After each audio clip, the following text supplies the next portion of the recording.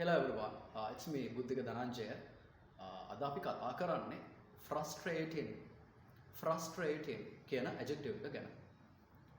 මම මේ adjective එකේ තේරුම මෙහෙම උදාහරණකින් කියලා දෙන්නම්. හිතන්න කෙනෙක් exam එකක් කරනවා.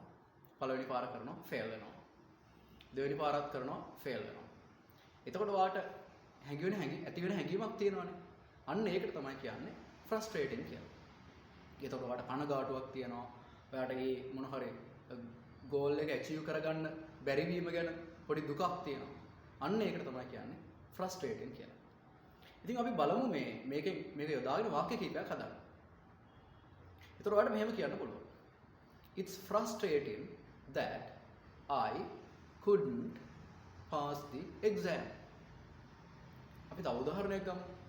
ඔයා job එකකට apply කරනවා. ඉතින් ඔයාගේ